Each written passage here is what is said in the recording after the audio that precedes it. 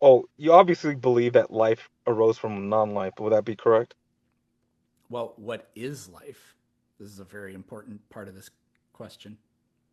Yeah, so life is what? Like an organism that can like reproduce, respond to stimuli. Um, Those are characteristics of living things. I mean, like, fundamentally, what is life as a process? okay, well, you're the biology expert, so why don't you explain what is life? Sure. So, you have to be reductionist if you want to describe what a thing literally is, because that's the like you have to have a reductionist description, because if you make it too generalized, then you can find that it overlaps with other things which are distinct and different, right? So what is it Hmm. that life does that other things don't do? Life is a self-replicating chemical system capable of evolving over time. So that would make viruses life, but viruses are not life. No, because they're not self-replicating. They don't self. Okay, they don't. No, Okay. viruses have to hijack other cells in order to reproduce. Yeah, it requires a They host. don't. And there are some people that are like, yeah, but we do that. Like, if I don't eat food, then I can't. It's like, well, yes, but like my genetic information is replicated within my own cells, and my own cells are their own discrete living units. So the cell is the basic unit of life, and the cell is what does that. The cell is what is the self-replicating chemical system. So a virus can't do it, but there are very weird viruses. There are mimiviruses, which are enormous. So, at one point in Earth's history, viruses may have, they would have been different from cells, but they may have Hmm. actually reproduced on their own. And the first life on our planet may have been viral. So, anyways, to get back to your question, how did life arise from non life?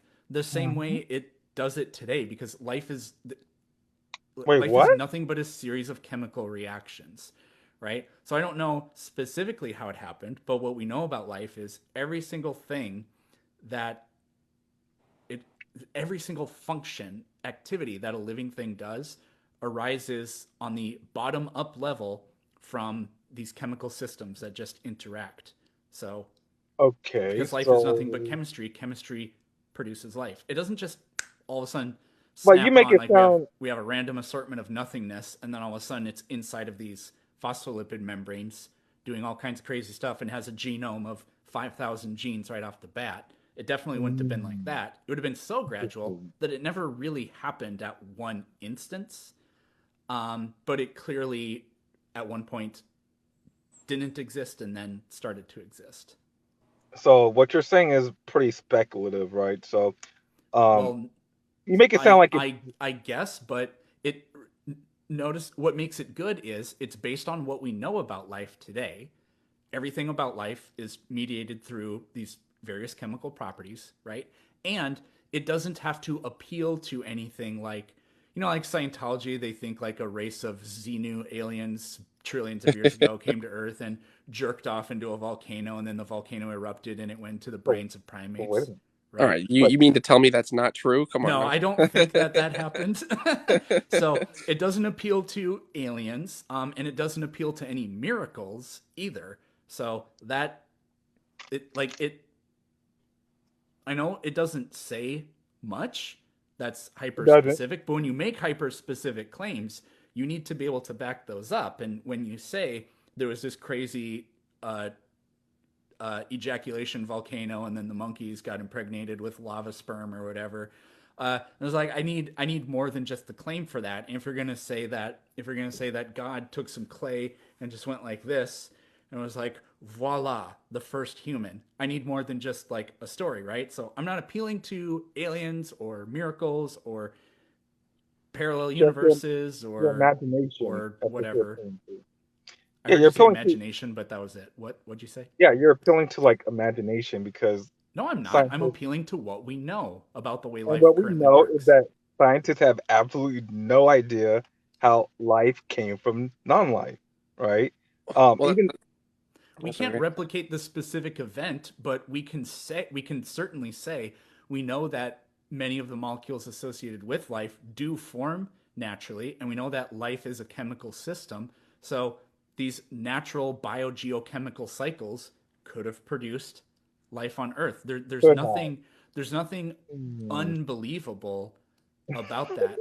You know, like the Grand Canyon, it has all the telltale signs that it eroded naturally from just Hmm. rain and and ice and wind and whatever. Well, nobody's ever going to be able to see it happen. We can't go I. backwards in time. We can't make another Grand Canyon and sit around for millions of years and like Hmm. watch the whole thing happen. But the the presumption that the natural processes we see happen today are responsible for what shaped that natural formation is Hmm. a perfectly sound rationalization. Just like Hmm. um, life arising from non-life is not impossible or a bad idea or anything like that. Well, I read quotes from scientists, and they say that it is pretty incredible that life came from non-life. And the reason the background you don't believe in miracles, miracles don't happen, but they'll say that life is essentially a miracle. That the probability of life forming from non-life is like one to the like 1,000 zeros after it. I don't know, No, an enormous number, right? well, So, yeah, well, there is no actual statistical value to this because it's impossible to even imagine how you would do this. There are some people that say the odds of, they'll just pick a random protein and they'll say the odds of mhm. that protein forming spontaneously are, you know, X. And there's something to that, except they make so many errors in the way they go about that process. If you want to see a really good take on this, just watch a YouTube video from what's his name? Blah, blah, blah, blah. The guy that debates the flat Earth people, MC Toon? Professor Dave. Ah, He has a really good video where he talks about Stephen Meyer, who makes a lot of these claims that Oh, thumbs up evolution for is Stephen Meyer. statistically impossible. He has a really good video on it. And he Yeah, believes what I believe, and I'm not telling you to watch it so that you'll start believing what I believe, because I don't want you to not be a Christian anymore.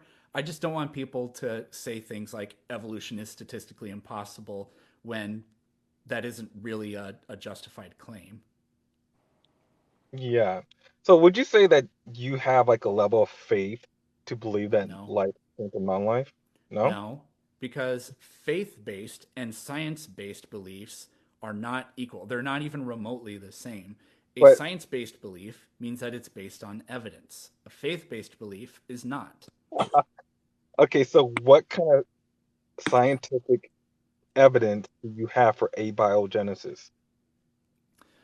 The fact that life merely is a chemical system. So there's nothing wrong with the idea that natural chemical processes could have produced self replicating uh, chemical systems inside of little membranes. But the way you're Juicy, describing juicy it, membranes.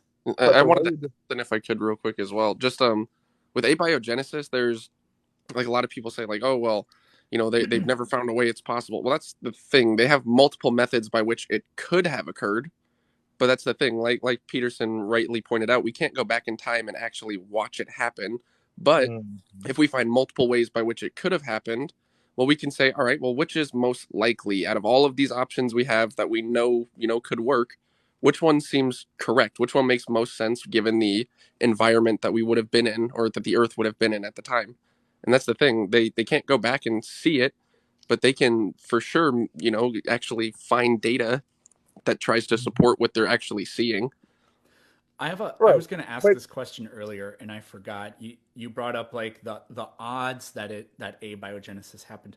What are the odds of any miracle happening? Like you could pick a specific miracle. I get like what are the odds that God literally formed a human out of clay?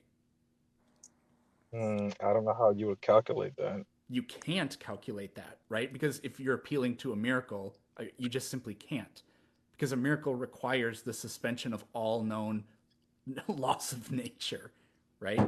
So it's literally an unexplainable event. It's an event that, in principle, perhaps could be witnessed, but cannot be described in any way.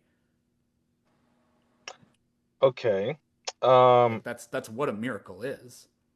So the way you guys explain like life arising from non-life, how it could have came about, you guys make it seem like it's a simple process. It's like oh it's it's like a walk in the park. Yet if that's true, how you guys make it sound like, how come scientists cannot create life from scratch? Not even come close to it. They can't even create a single cell from scratch. What? They have made non-organic matter into organic matter. That has occurred. Yeah, I mean, so uh, it took almost certainly. So like Earth was preposterously hot and couldn't have sustained liquid water for a long time after the Earth formed. But it looks like life showed up around 300 million years after the Earth cooled down. So they Um, claim. so like, how long have we been trying to replicate these like abiogenic conditions or whatever? Uh, a couple of decades. I mean, like the Miller-Urey experiment it wasn't an attempt to try to make life. It was just an attempt to make the molecules associated with life, which they were successful in. But I mean, so I was gonna make a rude joke, but I'm not going to. But just because we haven't done this yet doesn't prove that like it's not possible, right? Because again, it's one of those things where it's you can't go back and see it. It's just like we are here. We are the living evidence that something has happened. I mean, we go through the fossil record, go far enough back. Well, eventually, they had to have come from something. And if you want to say that, well, God is the one who made that occur, that's fine. But we still have evidence that it's just going to be basically a self-sustaining chemical, as Peterson said, system. I was going to say reaction. Yeah. So wouldn't it be like more reasonable to just infer that life came from an intelligent designer No, since it has because it's hallmarks never of an more intelligent? rational to think that a miracle is the explanation for something we observe in nature. But we But don't yeah, if you observe. wanted to state that God made evolution occur, again, no one can say you're wrong, but again, it's just kind of a faith based claim. It doesn't necessarily mean it's right either. I could say a unicorn farted and boom, now we have us, and that unicorn's long gone. Well, I have no evidence of that. It doesn't mean it's right because no one can prove me wrong. It just means I made a statement. Well, like for instance, there's DNA, a DNA code, right? It's a literal code. It's not a literal code. Oh, it is, it is. No, And codes, it's not a literal code. It's a molecule. If okay, if DNA could that's be a a literal medium. code, then any piece of matter that does something like repeats or whatever can be called a code. And guess what? All minerals do that. If you have some pyrite, it forms a repeating geometric lattice of sulfur and lead atoms over and over again. And I could call that a code. It's a very simple code.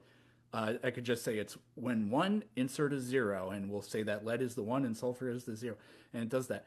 It's not a literal code. You can't just No, it isn't. anthropomorphize the bejeebus out of something and say Mhm. that it therefore it's intelligent design or whatever. Well, according to scientists, they say it's like a literal code. Like for instance, Yes, you know these who we speak Hubert in Johnson is? analogies. It's a very useful way of navigating the world. Are you sure about that? Am I Right. sure that analogies are a useful way to navigate the world? That Yes. that that it's not a code. Well, that's the thing. You can't like cut open What is a someone's brain code? and see ones and zeros. That's not what's happening. We're just applying, like Peterson said, anthropomorphizing, where we're saying this is one, this is zero. We know what these represent. Now we can plug them into this computer to do what we'd like.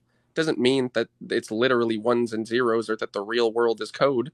We've just found a way to basically relate to it, right? We have a way that we can have a relation between that code and the real life Hmm. object.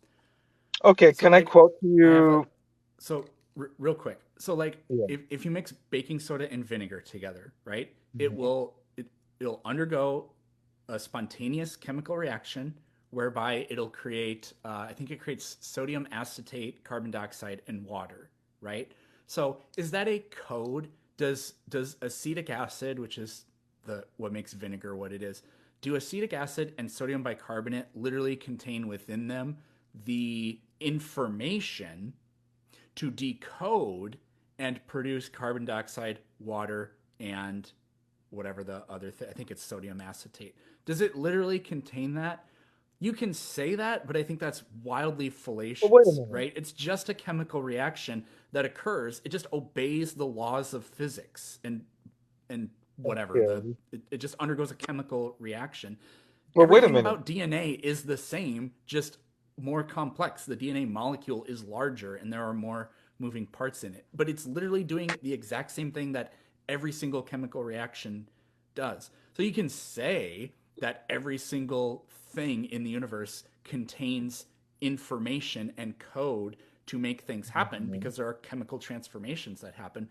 But now this is just like you're just saying every single thing in the universe is like that.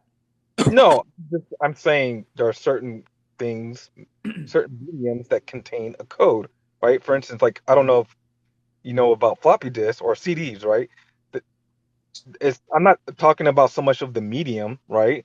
And the medium in the DNA code would be like the molecules, right? I'm just talking about the information. It contains this information that can be decoded and has like real meaning, right? So let What do me you just mean read you. meaning? All it does is undergo a chemical reaction, just like No, baking like soda and vinegar being mixed together. okay, Just code when we or when someone's saying it's coded or like the code of your genetic sequence or whatever, it's like I said, it's not ones and zeros. We are deciding what we want those values to be applied to on the computer. It's not like the but DNA sitting there and it's like, oh well, I'm going to decide to be a one now. but scientists will say that well, like computer scientists will say like um, a computer code is in ones and zeros. It's binary, right? And then biologists will say like, oh, the DNA code is quaternary, right? It's we have four base chemicals and that has like a meaningful message, right? And but let me just read this quote from Hubert Yockey, right? And he wrote a book called Information Theory, Evolution, and the Origin of Life. This was published by Cambridge University, right? So How do you spell it his reads right last here. name? Hubert Yockey, Hubertyockey, right? And he's like one of the he was I think he passed away recently, but he was one of the foremost living specialists in bioinformatics, right?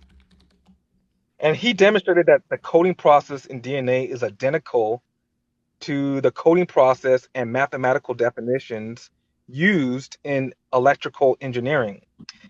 And he wrote um, information, transcription, translation, code, redundancy, synonymous, messenger, editing, and proofreading are all appropriate terms in biology.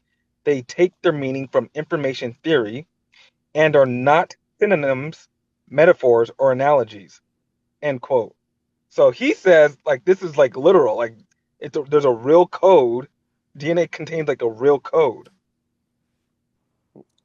That sounds like something that like what if we didn't have electrical engineering? What if we didn't know anything about electronics? It's not like we the DNA itself, sure you can say it's doing certain things or it's mutating over time, but as for actual code, there's a big difference. Like on a computer, I think I understand what you're getting at, but it's just using the two words synonymously. Jamal, so I have a question because what Yes. I think is happening is again like this guy too. He's just anthropomorphizing the DNA molecule. So Okay. I have a question. If we let's say we like I don't know find a group of aliens or just a group of human beings who don't have like computers, right? Mhm. If we taught those human beings nothing about computers and how to make like an actual like literal computer, analog or digital or what, I guess it would kind of have to be digital because you can't put code into an analog computer as far as I know. But I don't know that much about computers. Let's say we taught them every single thing that they could possibly know about DNA and how DNA works. And we Mhm. didn't teach them a single thing about computers or electronics. Would the information about how DNA works, would that spark them an aha moment that they could build a machine that can, store binary code or whatever? Because I really don't think so. Mm, I Because don't if know. it literally is a Yeah. code, then it should be then the process, the information should be like directly transferable. But I don't think it would be like at all. Okay, so you don't think it's a literal code. So Hubert Yockey was incorrect and you're right. Um, I see. So like I think we when call it a code because we invented codes, coding the process. And we found something in nature that mimics it. And so it's useful to talk about it in that way. But I don't know what he means by any of that. Does he therefore mean that it must have been produced by an intelligent designer? And if we are literally a code, well, codes are well, just we're not like, what would literally that mean? code. Are we biological machines then? I mean, I don't see how this really supports the idea of the Christian God in any kind of way either. Well, my argument is that all codes that we know of, right, just using inductive reasoning, all codes that we know of come from an intelligent mind, right? So why not infer that the DNA code came from an intelligent mind, right? Because we don't see It's a, like nature you can like have that hypothesis, but you got unintelligent. to find evidence for it. We don't That's we the don't thing, we don't logic see in nature. side. Wait, hold on. We don't see in nature like unintelligent processes generating codes, right? We just don't find that, Sure, right? Yeah, sure we yeah, do. but again, codes exist nowhere except in the imaginations of human beings. Mm-mm. And that's Well, the thing with what you just said. Like, It, it, for example, well, plants. wait. Let me ask you a question. No, Is sure. language something that's real? No, L- Wait, what? Language is not real? no. If it was real, then it could be discovered, couldn't it? It's just throat noises we added meaning to. That doesn't make sense. Okay. Like, Is so in I would say like this is very weird and philosophical. So I think that it may be, I don't know if math is real or not, but here's the thing about math. We can make new discoveries in math. Nobody discover, which to me says there has to be something real about it, right? But nobody discovered the word onomatopoeia. We just made it up, right? you gotta zoom in. I like to do dramatic zoom ins when I use spicy words. So, but like I wouldn't say that language is real. It exists in the imaginations of us, and our consciousness is the most real thing that we know about. So it's as real as as anything we like experience can be. But I maintain that the universe would still exist if I didn't exist, but language would not. So, Well, in other words, if no living thing existed, language would not exist. Let me okay, so that let that me would try be to more like accurate. understand what you're saying here. So what you're saying is that language and codes are mere abstractions and not reality. Is that what you're essentially what you're saying? Yeah, because we invented both of them, and we make them up and we change them according to whatever utility we're looking to get out of them. But Whereas with that math, you can't just change the value of pi to solve a new kind of equation, to invent a new kind of math. I mean, like that's impossible as far as I know.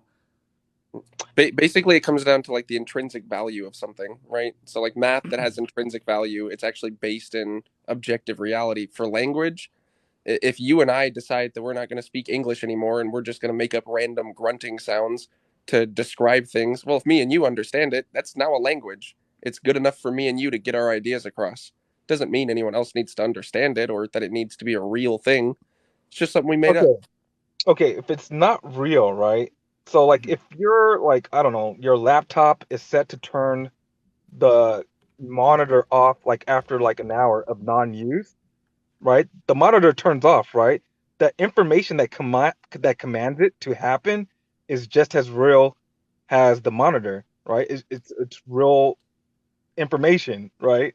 And it's just has a real how can I explain it? And just as real as the Well, event of the monitor turning off. right? It's a real event, right? So how can you say it's just something that's not real? It doesn't make sense to me. It cannot Well, it cannot we were it talking cannot about it cannot language. Now we're talking yeah. about code.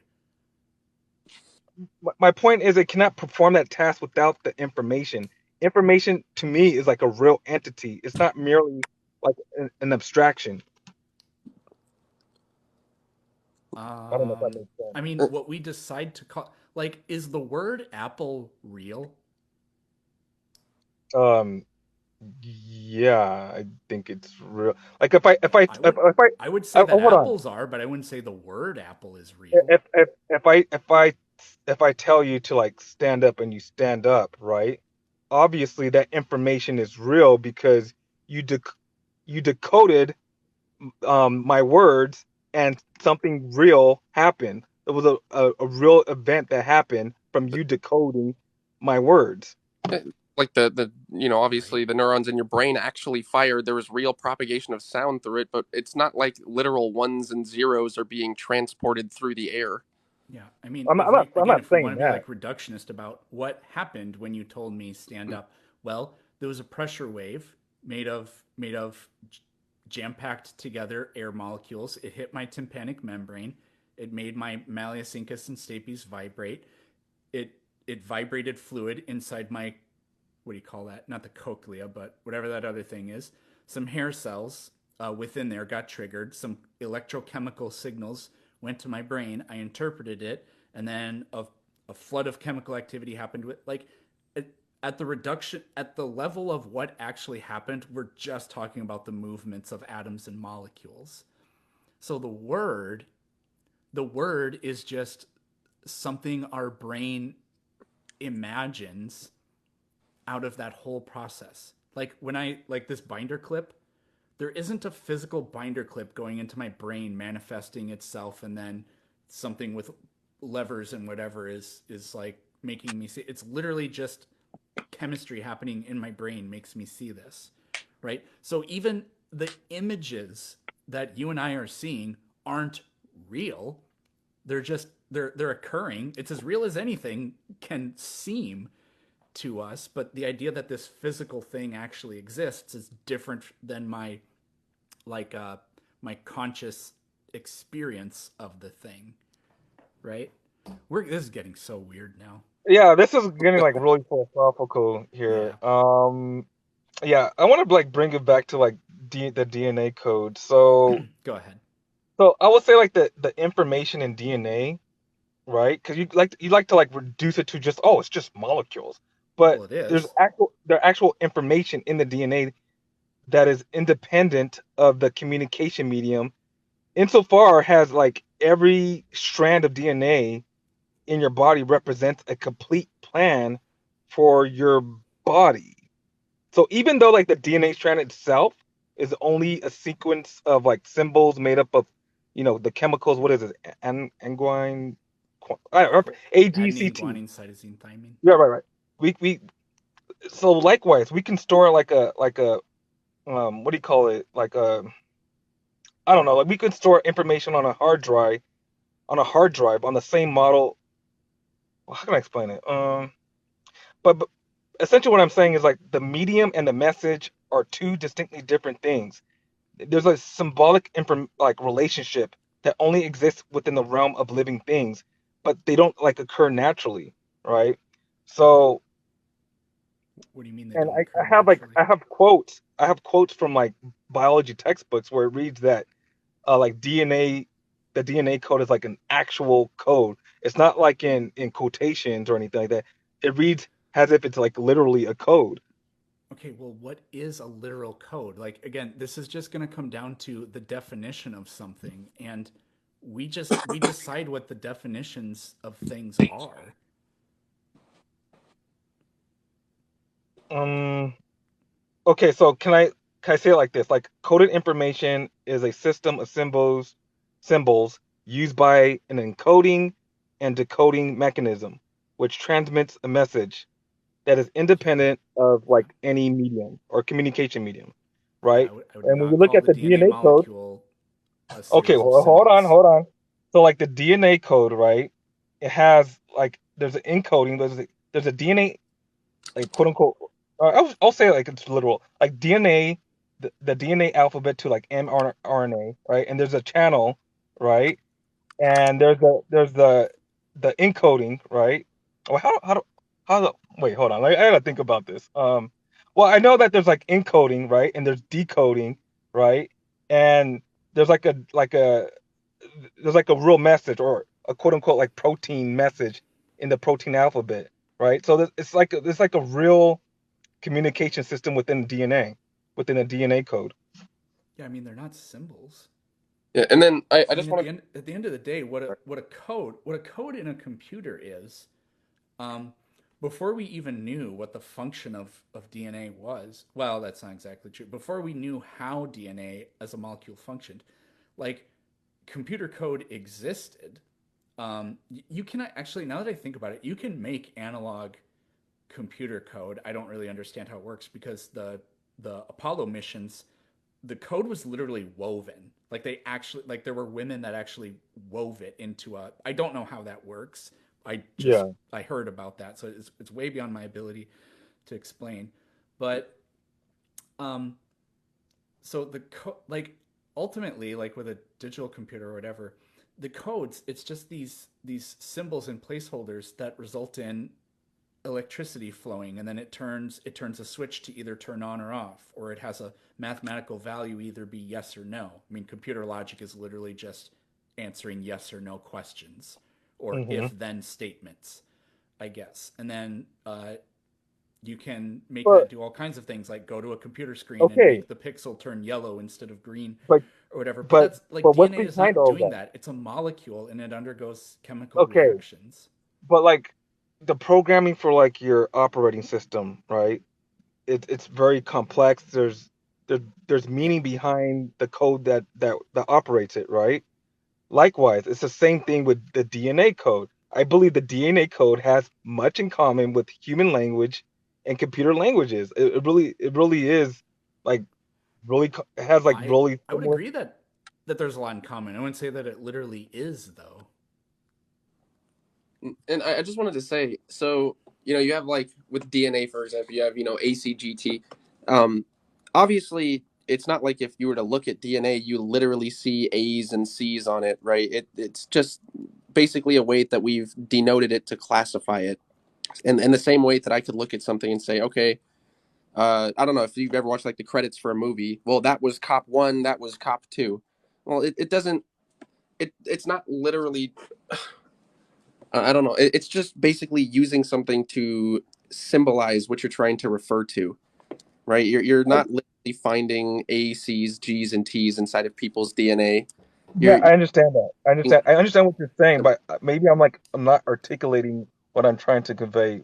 Let me try to articulate it differently, right? So like the ones and O's on your computer hard drive, right?